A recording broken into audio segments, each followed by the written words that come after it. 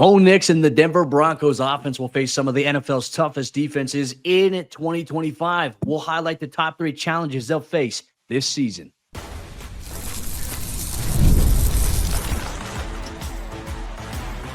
You are Locked On Broncos, your daily Denver Broncos podcast. Part of the Locked On Podcast Network, your team every day.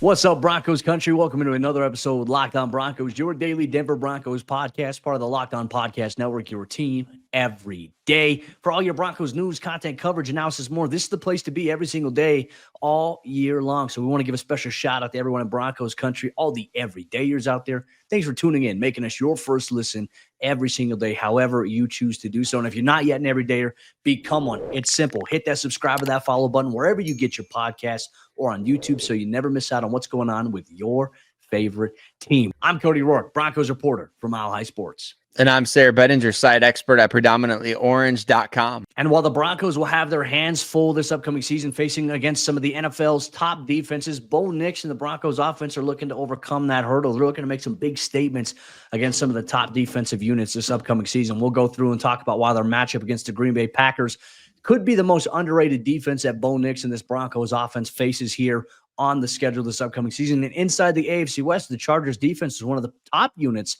last year in the NFL. Will that still be the case for them this upcoming season? And then, of course, a matchup in Week 5 against former friend Vic Fangio and that vaunted Super Bowl championship defense in Philadelphia. Tough challenges for Bo Nix and this team and what they can do to overcome that and maybe beat these teams specifically. We'll go through all that on today's episode of the show. Sayre, let's open up. Let's talk about an NFC team that the Broncos are going to face a little bit later on down the stretch of the season here.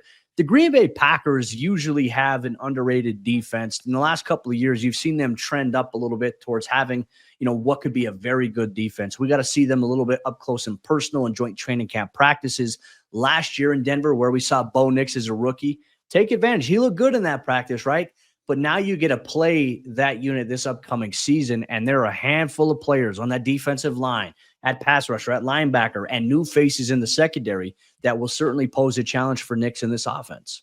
They've done so well in the NFL draft. I mean, so many first-round picks on that defensive front. And, yeah, they like to bank on their draft picks maybe more than other teams. So they don't necessarily have all the household names, but they've got a ton of guys who play really well together. Rashawn Gary, Lucas Van Ness coming off the edge. They're expecting a big breakthrough from Van Ness this year. Devontae Wyatt and Kenny Clark on the interior defensive line. They've got guys who rotate in, but one of their secret weapons from last year was rookie Edgerrin Cooper, who's now entering his second season. He was a second-round pick for them last year, Cody, and they just did so well. They were among the league leaders in terms of turnovers forced with 31, which I know you and I talked about how we hope the Broncos can lead the NFL in interceptions this coming season.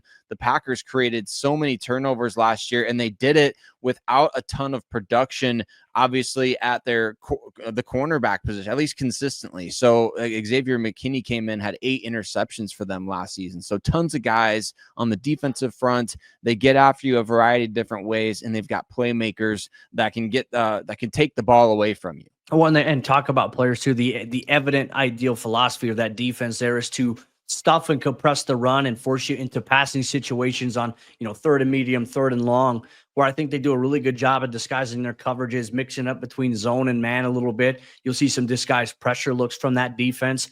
And the idea is to, hey, let's create a little bit of pressure and then try to get a takeaway, or let's show a look as if we're going to send pressure, drop back, and then take away all the spots that a quarterback can throw to.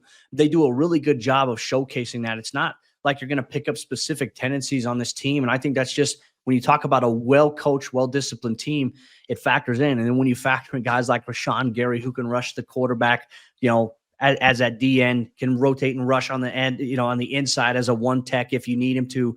This is a defense that has guys at almost every level of the field that could be impact playmakers, though their biggest loss this offseason was Jair Alexander. They go out there and they add Nate Hobbs, who's obviously a former foe of the Denver Broncos inside the AFC West, used to play for the Las Vegas Raiders. He'll primarily play probably inside the slot and the nickel a little bit for them. So I'm very curious to see where this Packers defense is when the Broncos face them on the schedule. Because I think, I don't know, and I don't want this to come across as a hot take, but part of me feels like the Packers will end up being better offensively and defensively this year than the Detroit Lions. I have a feeling Detroit's going to take a little bit of a step back this year. I think the Packers are a team I think is going to take a little bit of a bigger rise than I think most people have in terms of expectations inside of that division. Yeah, continuity really helps the Packers more than any other team in their division this year. And the Vikings are changing quarterbacks. The Lions lost a ton with their two coordinators leaving for head coaching gigs. And then obviously they had two major departures on the interior offensive line. Their edge didn't get better. So Chicago taking a lot of games.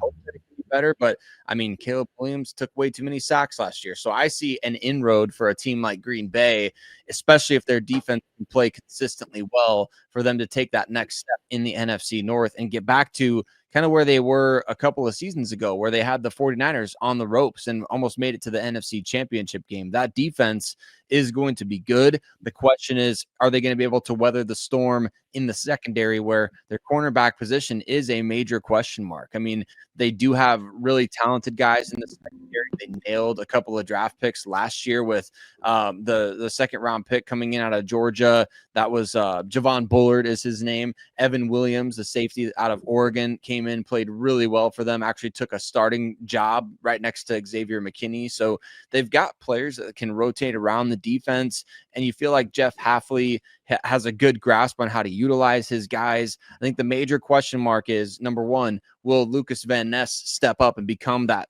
type of rusher they believed he could be when they drafted him in round one? And then number two, do you have the personnel at corner to be able to hold up over the course of an NFL season? Because right now, I think those are the two biggest things facing this team. Underrated addition for them too this offseason, Isaiah Simmons, who can play that hybrid linebacker safety role for them as well. But I mean, you look at that second level there with guys like Quay Walker, Edger, and Cooper. I mean, they even have Isaiah McDuffie as an option for them at inside linebacker. You're going to have Isaiah Simmons. It's going to be in there. Christian Welch, former Bronco, is also on their roster. He kind of returns to the mix a little bit after, Denver saw him at joint practices. He ends up, I think he spent time after the Broncos released him. I think he spent time with Baltimore. Now he's back in Green Bay after all this time. So we'll see how things kind of transpire there. But where's the challenge here for Bo Nix and this Broncos offense? When we look at the additions that Denver's obviously made this offseason, I really think here the Packers game plan, if we could project it a little way too early, I think it's going to be come out here to try to shut down the Broncos running game, right? And force Bo Nix and this Broncos team to pass the football a lot more than maybe they'd want to. That's how I see it going. What do you think a counter would be to that? Like, I think this is where you want to see guys like Evan Ingram, RJ Harvey come in and factor into the equation here, because you need to be able to attack that middle of the field there and get some of those isolated matchups and maybe test this cornerback depth a little bit on the outside with guys like Sutton, maybe with Marvin Troy, Devon Vele, and even Pat Bryant. That to me is what I'm excited to see.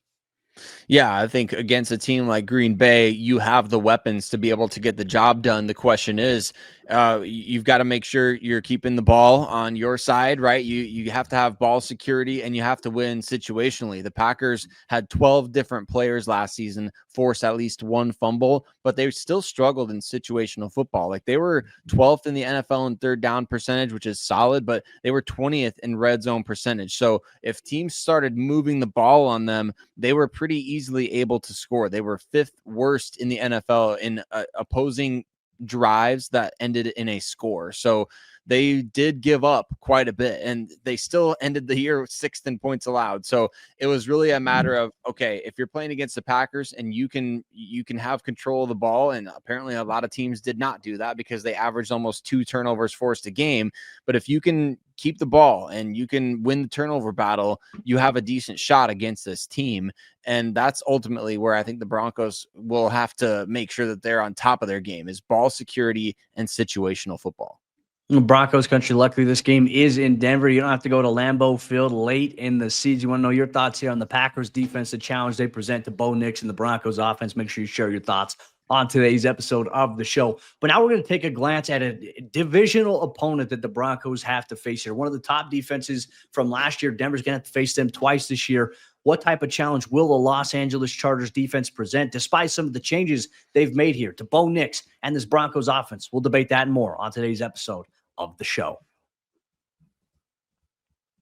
Broncos Country, today's episode, Locked On Broncos, is brought to you by our friends over there at Monarch Money. Ever wish managing your money felt easier? With Monarch Money, it can. Whether you're growing your savings or planning on a big purchase, Monarch puts you in the driver's seat of your finances. It's like having your own personal CFO, giving you full visibility and control over your finances. And Monarch Money is more than just a budgeting app. It's a complete financial command center that gives you insights on all of your accounts, all of your investments, and spending in one place. So in addition to managing your money, you're also building wealth. And it's so important to look at those specific categories where maybe are bleeding your finances a little bit, like takeout or constantly ordering from your favorite coffee shop, right? Or subscriptions. Those things add up more than you would expect. So again, take control of your finances with Monarch Money. Use the code LOCKEDONNFL at monarchmoney.com for 50% off your first year. That's monarchmoney.com, code LOCKEDONNFL for half off your first year. The number one defense in the NFL last season in total points allowed was the Los Angeles Chargers. Are they going to be as good again this coming season? Are they even still the best defense in the AFC West? We're going to talk about that on today's episode, Locked On Broncos, and tell you what the Broncos have to do to get past a stingy LA defense, as they were unable to do so in 2 games last year, losing both matchups against the Chargers. Broncos Country, thanks so much for making us your first listen of the day every single day. Your boys Cody and Sayre got you covered with all things orange and blue.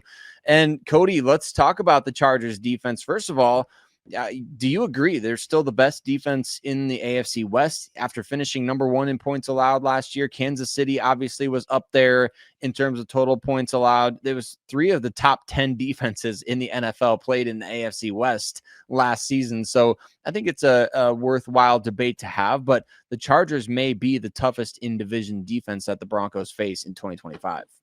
It's very possible, though. Once again, I never like to bank against, Steve Spagnuolo. I think regardless of the turnover that they have there in Kansas City, they have some of their foundational pieces there. I think Kansas City will be the toughest opponent for the Broncos defensively inside the AFC West. I think Denver, if I can, this may be a bold prediction, I think Denver will have the best defense in the entire AFC West out of all these teams. But I think that the Denver Broncos' toughest challenge defensively this upcoming season, I think it'll be Kansas City, but let's say it is a team like the Los Angeles Chargers. I mean, Sayre, last year I thought the Chargers did a really good job of compressing things for Bo Nix, compressing the field, especially in that first matchup that they had. They really tried to take away some of his throwing lanes there. They got a lot of interior pressure, and obviously that was a combination of having guys like Joey Bosa, Khalil Mack. Joey Bosa is no longer on this Chargers defense anymore. And so they're running it back with Khalil Mack, so to speak. And the guy that's anticipated to play the other outside linebacker position outside of him is a very, very talented player, and that's Tuli Pelotu in terms of that pass rush position there opposite of Khalil Mack. He was a young emerging player for them last year. He was a standout guy off the edge. And then I think at inside linebacker, they do have Dion Henley, who's I think is very talented as well. I think the projection here is Junior Colson to maybe start over Denzel Perryman. We'll see where things are at there. I know they have a former Bronco in their rotation right now, at least going into training camp, and Kanai Maga, who used to be on Denver's roster back in the day. And then you factor in Derwin James. Derwin's still a dog. He's a heat-seeking missile here, and they're going to play him in the box, play him in the middle of the field. I think that's something you're going to have to account for. And Alohi Gilman was a guy who really emerged for them last season as well. This is a tough Chargers defense, don't get me wrong. But I think that Denver in that second game on Thursday Night Football, they had the formula. They went away from it, Sarah. Their effectiveness of rushing the football in the second half changed, and they went away from things that were working. They got a little too fancy on some situations, and it became a little too predictable, I think, for that Chargers defense, which is why they stymied them a little bit in that second half after Denver had an 11-point lead in the second half. So I think that the Chargers have the possibility of being maybe one of the toughest in-division defenses that Denver faces, though I still think that nod still goes to Kansas City on my end. Where do you land on this?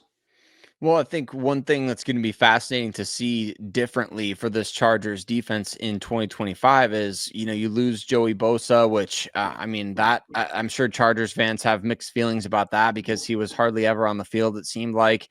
But Poona Ford was another big addition for that team that played really well, and he's now gone. So how do you replace those guys? Can you effectively replace those guys? Was it the scheme or was it the talent? I think it's an interesting debate to have, certainly when you talk about Chargers versus Chiefs as far as the most tough, the tough in division defense. But the Chargers, number 1 in the red zone last year and number 5 on third down. So it doesn't get much better than that in terms of situational football. To me, you can chalk that up to game planning and scheme as much as anything else, because yes, the Chargers have talent, but they were also maximizing certain guys out there that a lot of fans had probably never heard of, right? Especially when you talk about some of their defensive backs, like they had Tarheeb Still, a 5th round draft pick last year, who was playing well for them. Cam Hart, another 5th round pick.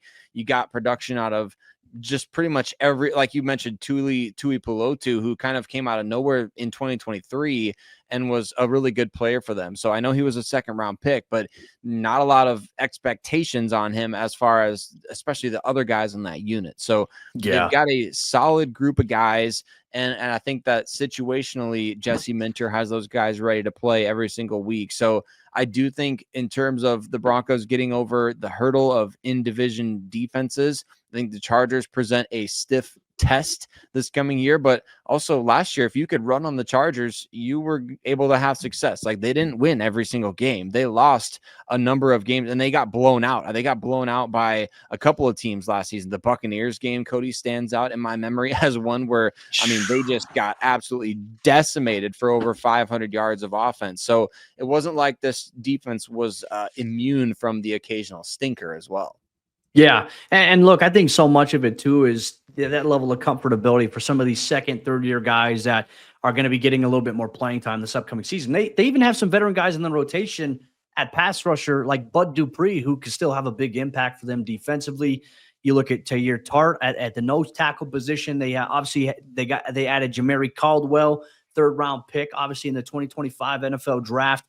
This is a team that I think has solid depth to it. I think this will probably be maybe the strength of their team. Do we feel like the Chargers offense is still going to be their strength this upcoming season? I know there's a lot of pressure riding on Justin Herbert, who, in my opinion, didn't have a lot of playmakers to throw to last year. I'm an Oregon Ducks guy. I feel like the conversation on Herbert's different, right? But this is not obviously an episode on Herbert and the Chargers offense. It is their defense. Where do you feel like with this group here defensively in LA that the Broncos can have their most success this upcoming season? Because I think the appeal here, and maybe this is what swayed Evan Ingram to sign ultimately in Denver, maybe there is a belief that Denver's got a better defense versus the Chargers having a better defense, maybe in his perception, so to speak, where it's like, all right, I know I'm going to be part of this offense, which the Chargers offense, pretty good last season with J.K. Dobbins healthy. We saw what it was like when he was not in the mix for them last year. They kind of struggled a little bit. They have more playmakers around Herbert, though. So for me, it's like, all right, is the belief for Evan Ingram why he signed was like, all right, hey, Denver's got a better defense. Like, we're going to have the opportunity to possess the football maybe a lot more than I would if I was a member of the Chargers. Yeah, I think that running game with J.K. Dobbins is where the Broncos can really exploit this Chargers defense. I think that's where they struggled last year, 27th in the NFL in yards per carry allowed, Cody. And so you look at that statistic right there, and I just think that that's one area where the Broncos, they saw it late in the season. They saw the weakness in the armor, and they're like, all right, let's pound the ball right down the field. And they did just that. That first drive against the Chargers last year, late in the season, was one of the most beautiful executed offensive drives the Broncos had all year long. And then they kept pouring it on in the first half. It just felt like they were on their way to dominating that game and taking over second place in the AFC West, and then ultimately, let that one trickle down their legs a little bit. And so I think that running against the Chargers, especially without Poona Ford there and with some older guys on the edge, with all due respect to Khalil Mack and Bud Dupree, players like that, you got young linebackers out there. I think the Broncos can take advantage of the Chargers run defense, which I would guess is probably their fans' primary concern this offseason as well. Well, we'll see if Denver can find a way to get that run game going. And like I said, they had it against the Chargers in that late Thursday night game in the first half. Then they went away from it. And then everything kind of went downhill for the Broncos offense after there. So I think against a team like the Chargers, who, while they lost Khalil Mack, they're returning a large portion of the foundational pieces of their defense.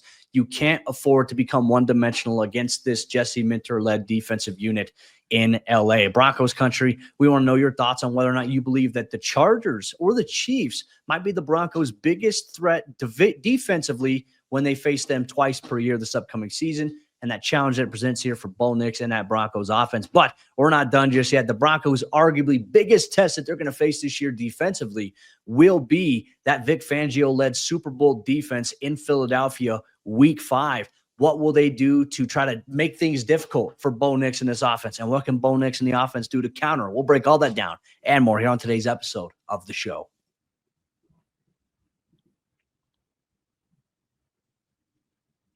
After nearly returning to the Denver Broncos to be their defensive coordinator when Sean Payton took over as the team's head coach, Vic Fangio ended up with the Philadelphia Eagles. And in his one season there in 2024, he helped lead them to a Super Bowl victory where it really was the defense that made life difficult for Patrick Mahomes and company in a blowout Super Bowl victory. And the Eagles this offseason defensively, they've lost a couple of pieces, but they've retooled it in the NFL draft, adding to a strength of them and the Broncos. They'll have to face them Week 5 of the NFL season on the road in Philadelphia here.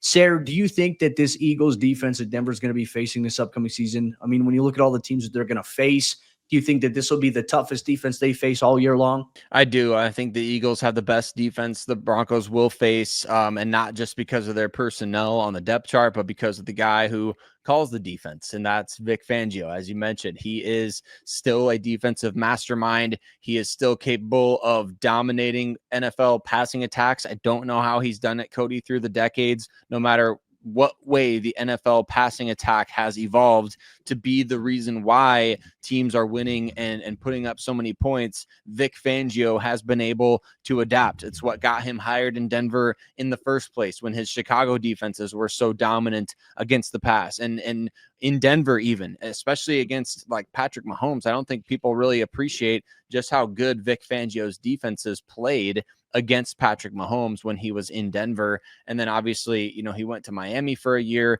and now here he is in Philadelphia doing his thing again. And personnel wise, he's still got some dogs out there, doesn't he? I mean, Jalen Carter is one of the best interior defensive linemen in the NFL. The duo of Cooper DeJean and then Quinyon Mitchell in the defensive backfield last year was one of the best rookie duos, rookie pairings in the entire NFL. And those guys both played so well for Vic. So you can look at any numbers, any metric that you want from last season. That Eagles defense, they were terrible, Cody, in 2020. Like, they were so bad the year before. And it was similar personnel, other than the defensive backfield getting overhauled, which is a big deal. But Vic worked his magic with that team in 2024. Not a surprise either. I mean, the way Vic understands defense, it's incredible. Like, the amount of knowledge that Vic has, like, people don't understand. Like, the game of football is so advanced in terms of offenses in today's world, right? Vic Fangio was the architect that revealed the formula of beating that Sean McVay Los Angeles Rams high-octane offense, and Bill Belichick copied that when they beat the Rams in the Super Bowl, right? And then, like, in terms of, okay, how do you stop what's going on with Patrick Mahomes? Vic Fangio's like, the too high safety look is what we're going to emerge to try to limit that Travis Kelce, Tyreek Hill downfield explosiveness that we saw for a while there. Vic really is, I think, when you look at architects of the game, when it's all said and done, Vic Fangio will be a Hall of Fame coach because of what he was able to do to shape the way the defense is played in today's game. And I think as it evolves forward, you see so many teams trying to replicate what Vic Fangio is doing. Now you look at the personnel that Vic has. Of course, they lost a couple of key guys as well. They lost Josh Sweat, Milton Williams, C.J. Gardner-Johnson. Those are some big losses for them, but you could make the argument that they're okay. I mean, I think that's why the Eagles were okay with letting some of their outside linebacker pass rushing guys go, was because of who they had there. You mentioned Jalen Carter. There's Jordan Davis. I mean, you have 2 first-rounders at the nose tackle position, and then you have Nolan Smith, who's obviously a first-round pick as well at outside linebacker. I think really the biggest question here is what's it going to be like at D end. Right now, I think the projection is Moro Ojomo as maybe one of those guys, and then obviously they added in the 4th round Ty Robinson into the mix. But I think when you look at their inside linebacker, obviously they got Zach Bond, who just is a heat-seeking missile. I mean, this is a guy who really was such a steal, was a bargain addition for them last year, and then he got the bag this offseason. The way that Zach Bond plays at linebacker, you combine that with Nakobe Dean, who's obviously got some injury concerns there, but they go out and they get Jihad Campbell in the 1st round of this year's draft. This is a team that is loaded to the brim with talent at linebacker, at safety, at corner, at defensive line. All three levels feature elite level players. That to me is the challenge here. And unfortunately for the Broncos and Bo Nix in this offense, they're going to have to go on the road, Eastern time zone game, week 5, on a short week after you just play the Cincinnati Bengals on Monday Night Football. The recipe, at least on paper, I think a lot of people are looking at this game saying, okay, this is going to be a rough game for the Broncos. Where can Bo Nix and this Broncos offense, in your opinion, maybe surprise and attack this Eagles defense, which it's going to be hard for a lot of teams? It's one of those defenses that you kind of just have to go after, right? You can't play into their strengths. You can't try to beat them at chess. You have to just go straight out and say, we're going to put best on best. Whatever we do best, we're going to go at you with it. And that's just what we're going to do. And you're going to have to see if you can beat our best. It's kind of like in baseball, Cody, a lot of times announcers are like, all right, he's going to bring him with the fastball. And if you can hit it, you can rename it, sort of thing. And it's like, that's what it's going to be. Like if the Broncos are finding a hot hand on the ground, they're going to try to beat the Eagles with the running game. If they're finding Bo Nix has the hot hand at the time, you just got to throw on them. It doesn't matter if they're the number 1 pass defense in the NFL.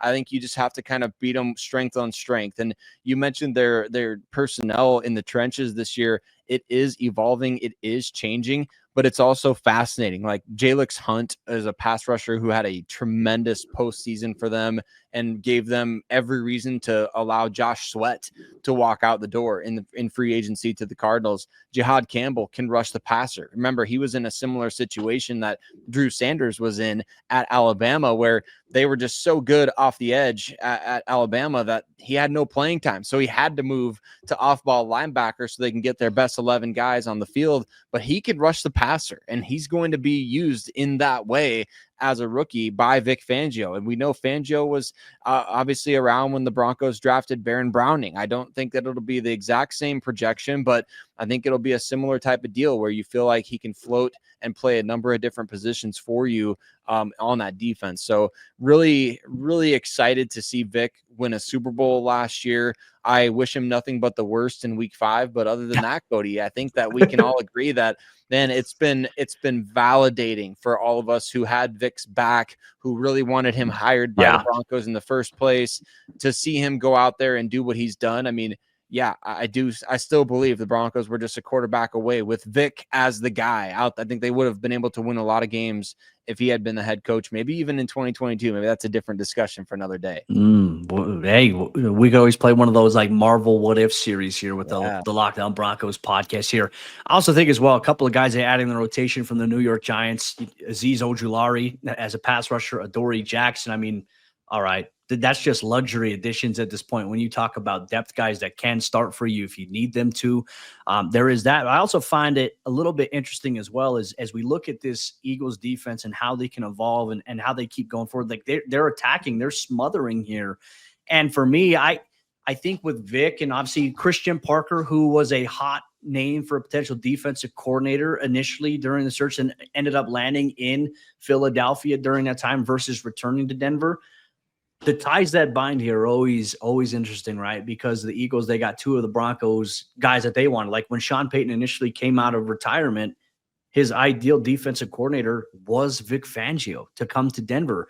And I also think this is a tip of the hat to a guy like Vance Joseph because of that. Like people are saying, well, obviously Vance was not the first choice for Sean Payton and the Broncos. What Vance was able to do with this defense that Denver has last year, major tip of the cap to him, because there was a lot of pressure on Vance Joseph last year. And I think there will still always kind of be this inherent pressure on him just because of 2023, just because in some moments last year, the Broncos defense did struggle down the stretch there. I think there'll always be that inherent pressure factor there. But Vic Fangio, that Eagles defense will be very tough here for Bo Nix and this Broncos offense. But how sweet would it be if that Broncos offense and Bo Nix in year number 2 found a way to go into Philadelphia and challenge and throw haymakers against Vic Fangio's defense? We'll see if they can do that this upcoming season here. Broncos Country, did we nail it or did we leave a team off that you felt like was a better defense that Denver's going to end up facing that we didn't include on this list? Make sure you let us know here. But tomorrow's episode, Lockdown Broncos, Sayre and I, we're going to sit down and we're going to discuss the top 3 wide receivers that the Broncos, they will face this upcoming season. Pat Surtain against A.J. Brown. Is that the marquee matchup of the year? We'll share our thoughts on that on tomorrow's episode of the show.